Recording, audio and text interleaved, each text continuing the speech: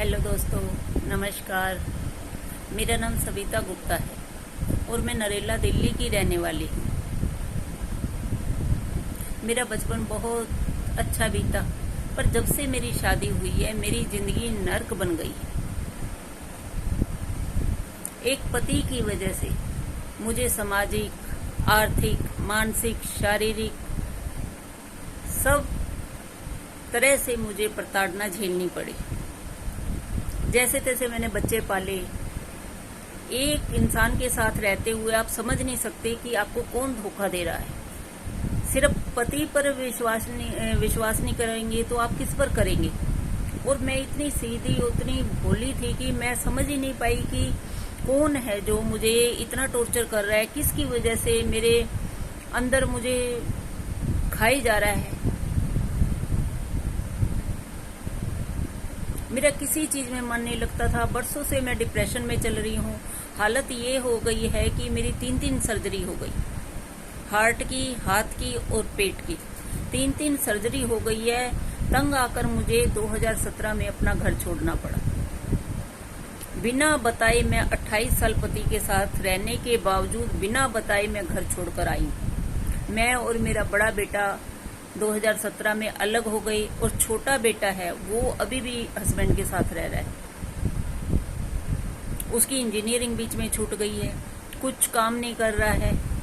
बच्चे जो है इतना सफर कर रहे हैं और मैं मेंटली बहुत परेशान हूँ। वो तो शुक्र है भला मोबाइल बनाने वाले का, या मैं आपसे बात कर पा रही हूँ। आजकल मुझे बड़ा कभी कभार अकेलापन फील होता है। किससे बात करूं, कहाँ जाऊं। लेडीज के लिए ये बहुत आसान नहीं है, खासकर हम जैसी पढ़ी लिखी लेडीज के लिए। मैं MA BEd हूँ, मैंने नौकरी भी की, स्कूल में ट्यूशन भी पढ़ाया, जैसे तैसे घर बनाया। मेरे हस्बैंड के पास 2 घर है, किराया आ रहा है दोनों घरों का, पर मजाल है वो 1 पैसा भी मुझे दे दे। ना बच्चों से उसको कुछ मतलब है, ना मुझसे कुछ मतलब है। बस उसका और उसकी फैमिली वालों का, रिश्तेदारों का करते रहो, घूमते रहो सारा दिन, शादियों में, मरने में, जीने में।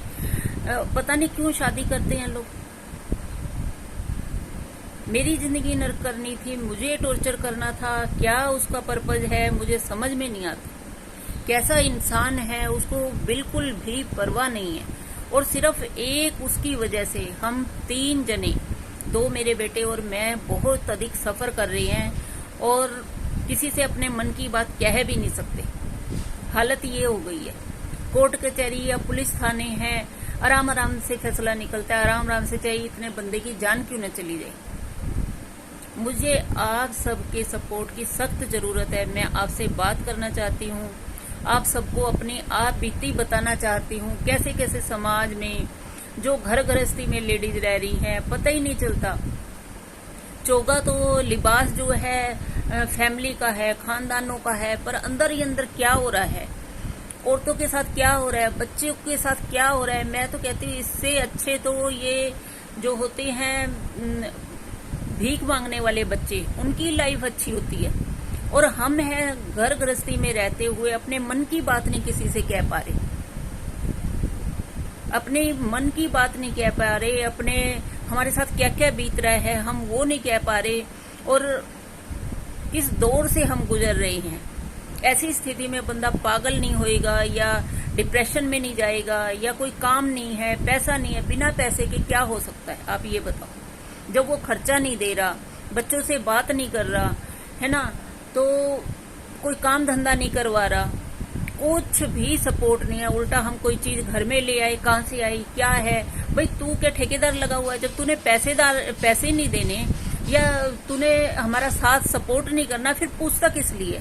सिर्फ पति है या बाप है तो इसलिए है कि हमारे सर पे प्रेशर डाल सके, हम कुछ भी ना करें, घर में बैठे रहें, बस उसकी बकवास सुनते रहे, उसकी गालियां खाते रहें और बस टॉर्चर सहन करते रहे। एक घर है या एक कमरा है, उसमें बंद कैदी की तरह से बैठे रहे हम। ऐसा कहीं होता है?